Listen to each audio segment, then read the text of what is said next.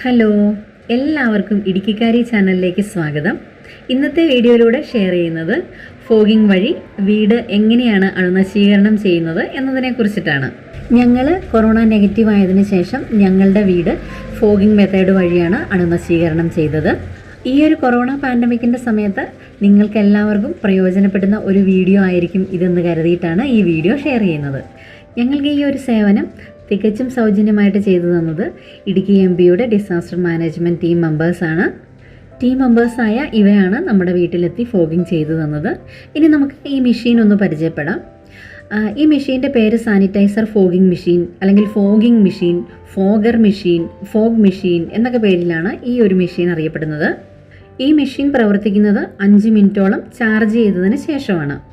ഇനി ഈ മെഷീനിലെ മറ്റു പാർട്സ് എന്തൊക്കെയാണെന്ന് നോക്കാം. ഈ ഒരു വെള്ള കളറിലുള്ള ബോട്ടിൽ സാനിറ്റൈസർ ലിക്വിഡ് ഒഴിച്ചു കൊടുക്കുന്നതിനുള്ള ബോട്ടിലാണ്. ഇനി ഇതിൽ 2 കേബിൾ കാണാം. അതിലൊന്ന് കറണ്ട് സപ്ലൈ വരുന്ന കേബിള്, മറ്റൊന്ന് ഇതിൻ്റെ റിമോട്ടിൻ്റെ കേബിള്. ഇതാ ഈ റിമോട്ടിൽ ഞെക്കുന്നതനുസരിച്ചാണ് ഈ മെഷീനിൽ നിന്നും ഫ്യൂംസ്, അതായത് പുക പോലെ ആ ഒരു സാനിറ്റൈസർ ലിക്വിഡ് പുറത്തോട്ട് വരുന്നത്. അങ്ങനെയാണ് നമ്മുടെ വീട് അണുനശീകരണം ചെയ്യുന്നത്. അപ്പോൾ അങ്ങനെ ഫോഗിങ് സ്റ്റാർട്ട് ചെയ്തിട്ടുണ്ട്. ഇനി എന്തൊക്കെ കാര്യങ്ങളാണ് നമ്മൾ ശ്രദ്ധിക്കേണ്ടതെന്ന് പറയാം.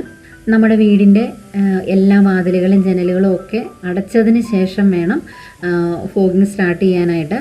ഈ ഒരു ഫ്യൂംസ് നമ്മുടെ വീടിനുള്ളിൽ കുറച്ച് നേരത്തേക്ക് തങ്ങി നിൽക്കണം. അതിന് വേണ്ടിയിട്ടാണ് എല്ലാം വാതിലും ജനലും ഒക്കെ അടച്ചിടാനായിട്ട് പറയുന്നത്. അതുപോലെ തന്നെ നമ്മുടെ വീടിൻ്റെ മുക്കിലും മൂലയിലും തറയിലും എല്ലായിടത്തും ടോയ്ലറ്റിലും ഒക്കെ ഈ ഒരു ഫ്യൂംസ് എത്തുന്നുണ്ടെന്ന് പ്രത്യേകം ശ്രദ്ധിക്കുക. അതുപോലെ തന്നെ നമ്മുടെ ഡ്രസ്സൊക്കെ വെച്ചിരിക്കുന്ന കബോർഡ്സൊക്കെ തുറന്നിടാവുന്നതാണ്. ഡ്രസ്സിനൊന്നും യാതൊരു നാശനഷ്ടവും സംഭവിക്കത്തില്ല. അതുപോലെ തന്നെ കിച്ചൺ കബോർഡ്സ് ഉണ്ടെങ്കിൽ അതുമൊക്കെ തുറന്നിട്ട് ഈ ഫ്യൂംസ് അതിലോട്ടൊക്കെ എത്തുന്നുണ്ടെന്ന് ഉറപ്പുവരുത്തുക. വളരെ പെട്ടെന്ന് തന്നെ ഈ ഒരു പ്രൊസീജിയർ തീരുന്നതാണ്. 8-10 മിനിറ്റ് കൂടുതലൊന്നും സാധാരണയായിട്ട് എടുക്കാറില്ല. അതിനുശേഷം വീണ്ടും നമ്മൾ വീട്ടിലുള്ളവർ വീട്ടിലോട്ട് കയറാതെ 1/2 മണിക്കൂർ തീർച്ചയായിട്ടും പുറത്ത് വെയിറ്റ് ചെയ്യണം. 1/2 മണിക്കൂറിന് ശേഷം നമുക്ക് കതകും ജനലും എല്ലാം തുറന്നിട്ട് ഈ ഫ്യൂംസിനെ പുറത്തു പോകാനായിട്ട് അനുവദിക്കാം. അതിനുശേഷം നമുക്ക് വീട്ടിലോട്ട് കയറിയതിന് ശേഷം സാധാരണ രീതിയിൽ തന്നെ എല്ലാ കാര്യങ്ങളും ചെയ്യാവുന്നതാണ്. പിന്നെ നമ്മൾ വീട്ടിൽ തുടയ്ക്കാനോ അല്ലെങ്കിൽ ഈ ഒരു ഫ്യൂംസ് ഫ്യൂമിഗേഷൻ ചെയ്തതാണല്ലോ എന്ന് വിചാരിച്ചിട്ട് നമ്മൾ തുടയ്ക്കാനോ അല്ലെങ്കിൽ ബെഡ്ഷീറ്റ് മാറ്റാനോ അങ്ങനെയൊന്നും പോകേണ്ട ആവശ്യമൊന്നുമില്ല. അത് ഒരു തരത്തിലും ഇത് ഹാംഫുൾ അല്ല.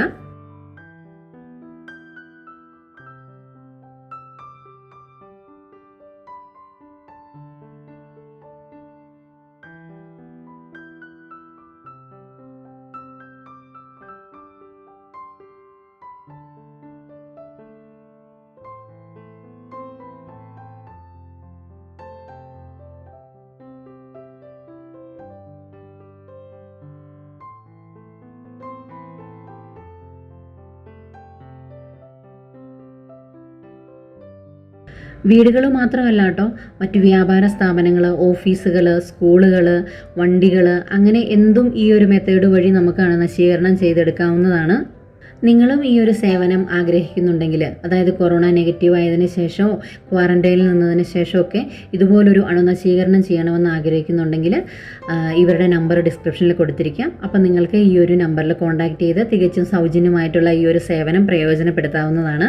ഈ ഒരു കൊറോണ പാൻഡമിക്കിൻ്റെ കാലത്ത് ഫോഗിങ്ങിനെ കുറിച്ചിട്ടുള്ള ഈ ഒരു വീഡിയോ നിങ്ങൾക്ക് എല്ലാവർക്കും യൂസ്ഫുൾ ആയിട്ടുണ്ട് എന്ന് കരുതുന്നു.